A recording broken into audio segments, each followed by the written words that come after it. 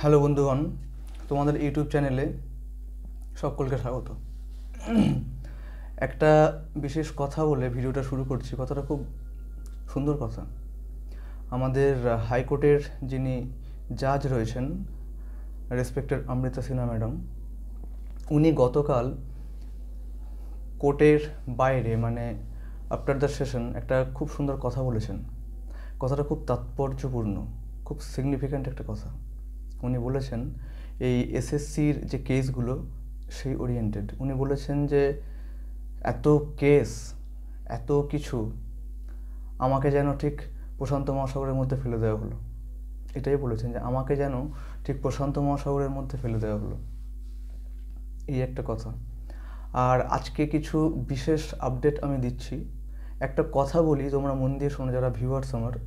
সেটা হচ্ছে, আমি ভিডিওতে যে কথাগুলো বলি না, একেবারে হাওয়ায় কথা কিন্তু বলি না, বলছিও না, ভবিষ্যতেও বলবো না। মিথ্যে আশা আমি কাউকে দিইনি, দেব না আমার ভিডিওর মাধ্যমে। এটুকুনি আমার দায়বদ্ধতা রয়েছে, আমি দায়িত্ব নিয়ে বলছি। প্রথমে আসা যাক আজকের যে, হ্যাঁ তার আগে একটা কথা, ভিডিওটা স্কিপ না করে একটু দেখো না, তাহলে অনেক কিছু জিনিস জানতে পারবে। কারণ ভিডিওটা কিন্তু খুব গুরুত্বপূর্ণ হতে চলেছে। মন দিয়ে শোনো, দেখো। প্রথম হচ্ছে যে 10 নম্বরের যে কেসটা, সেটা হচ্ছে আগামীকাল 3rd ডিসেম্বর ভার্ডিক্ট দেবেন আমাদের সিনহা ম্যাডাম। এটা প্রথম কথা। দ্বিতীয় কথা, আমি আজকে সকালের ভিডিওতে খুব জোর দিয়ে বলেছিলাম, গলা তুলে, যে এক্সপিরিয়েন্সের যে মার্কসটা আমি বলেছিলাম, হাওয়ায় বলিনি কিন্তু কথাটা। আজকে অর্ডার কপিটা আমার কাছে আছে। আমি পারলে আমার টেলিগ্রাম লিঙ্ক আমি ডেসক্রিপশন বক্সে শেয়ার করে দেবো। তোমরা আমার টেলিগ্রাম চ্যানেলে অ্যাড হয়ে যাও, যে গ্রুপটা আছে অ্যাড হয়ে যাও, আমি গ্রুপ লিঙ্ক দিয়ে দেবো। ওখানে আমি অর্ডার কপিটা দিয়ে রাখবো, মানে দিয়েছি, তোমরা দেখে নিও অর্ডার কপিটা। ওখানে বলছে যে যেটা রায়, যেটা অলরেডি কিন্তু রায় দিয়ে দিয়েছে, অর্ডার কপি কিন্তু পাস হয়ে গেছে। কি বলেছে? যে এই যে ইন সার্ভিস টিচাররা 9-10-এর এক্সপিরিয়েন্স নিয়ে ওরা 11-12-এ গিয়ে ওটা পুট করছে, সেখানে ওরা চান্স পাচ্ছে না। আবার 9-10-এর যখন বেরোবে লিস্ট, ইন্টারভিউ, তখন ওরা আবার ওটাও সেখানে পুট করছে। মানে এই যে ডাবল বেনিফিট ওরা পাচ্ছে, এটা কিন্তু পাবে না। কারণ এসএসসির যে ক্লজ, ওই এসএসসির ওই যে মানে ক্লজেই কিন্তু মেনশনড আছে এটা, যে এই ফেসিলিটি কিন্তু ডাবল টাইম কিন্তু পাবে না। এটা একটা ভীষণ ভ্যালিড পয়েন্ট। আচ্ছা, পরের টপিকে আসি। পরের টপিকটা আমাদের এটাই, যে আমি আবারও বলছি যে ফ্রেশারদের জন্য কিন্তু সুবর্ণ সুযোগটা কিন্তু আস্তে আস্তে ওপেন হচ্ছে। আমি কি বলেছিলাম আমার গত ভিডিওগুলোতে, আগের ভিডিওগুলোতে, যে জটলা খুব তাড়াতাড়ি কাটবে না, কিন্তু আস্তে আস্তে কাটবে। আবারও বলছি, কিন্তু একই কথা বলছি আমি বারবার, যে জটগুলো খুব তাড়াতাড়ি ছাড়বে না। চায়ের সঙ্গে বিস্কুট তো না, স্টেপ বাই স্টেপ কিন্তু জটগুলো ওপেন হবে, এবং সেটা খুব প্রমিনেন্টলি হবে, খুব প্রমিনেন্ট ওয়েতেই হবে, খুব ট্রান্সপারেন্ট ওয়েতেই কাজটা কিন্তু হচ্ছে। যেহেতু সিনহা ম্যাডাম আমাদের আছেন, বিশ্বাস ওনার উপরে রাখো, একটু ভরসা আমাকে করো, আমার কথাগুলো দেখো ঠকবে না। আমি আবারও বলছি দায়িত্ব নিয়ে। এইবারে যে পরের কথাটা হচ্ছে, আজকের যে ভেরিফিকেশন যেটা হয়েছে, এখানে কিন্তু প্রচুর বাদ গেছে। 407 জন আজকের ভেরিফিকেশনে বাদ গেছে, 407 সাবজেক্টটা কিন্তু হিস্ট্রি অ্যান্ড পল সায়েন্স। কি বললাম? হিস্ট্রি এবং পল সায়েন্স, এই দুটো সাবজেক্ট থেকে আজকে কিন্তু 407 জন প্লাস আজকে বাদ গেছে। তাহলে এই সিটটা কোথায়? অ্যাড অন হলো তো, অ্যাড অন হলো। তাহলে কি হলো? Second list. আমি এই ভিডিওতে, আগের ভিডিওটা কি বলেছিলাম, হয়তো গতকাল বোধহয় আমি বলেছিলাম যে আজকেই বলেছিলাম যে সাবজেক্ট ওয়াইজ কিন্তু সেকেন্ড লিস্ট বেরোতে চলেছে, এবং বেরোবে, এটা বাধ্য। আবারও বলছি, যাদের মার্কস একটু কম আছে তারা কিন্তু সেকেন্ড লিস্টের জন্য আশা রাখতে পারো। B hopeful. আবারও বলছি। পরের টপিকে আসি।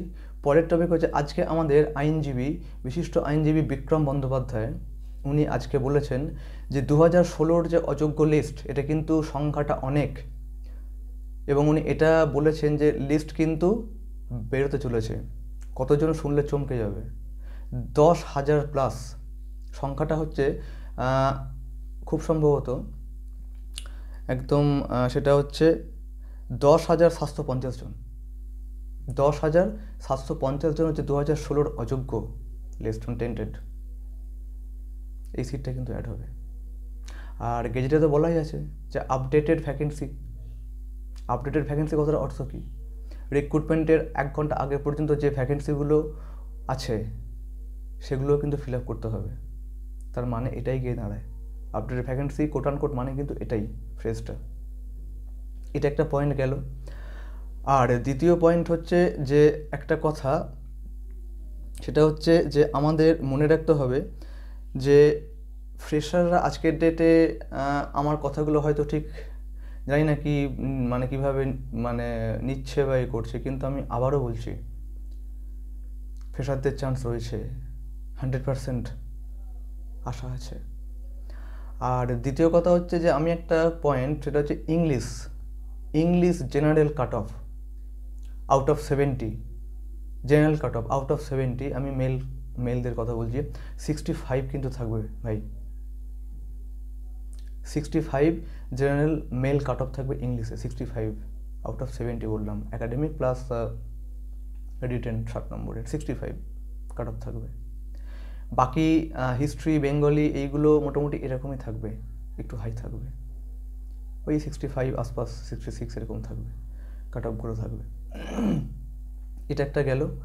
আর লাস্ট টপিক এটাই কি, যেটা বলছি বারবার করে, যে আমি আগের ভিডিওতে বলেছি বোধহয়, যে যাদের মার্কসটা 9-10-এ 55 থেকে 58-এর মধ্যে রয়েছে, কত 55 প্লাস 58-এর মধ্যে রয়েছে, 60-এর মধ্যে যাদের মার্কগুলো আছে, একাডেমিকের 10 বা 8 কোনো ম্যাটার করে না, তারা কিন্তু প্রিপারেশন নাও, পড়তে থাকো, নাহলে কিন্তু কাঁদতে হবে, কেঁদে কুল পাবে না। আরেকটা কথা, শনিবার দিন লিস্ট বেরোতে চলেছে, শর্ট লিস্ট ফর 9-10 ইন্টারভিউ।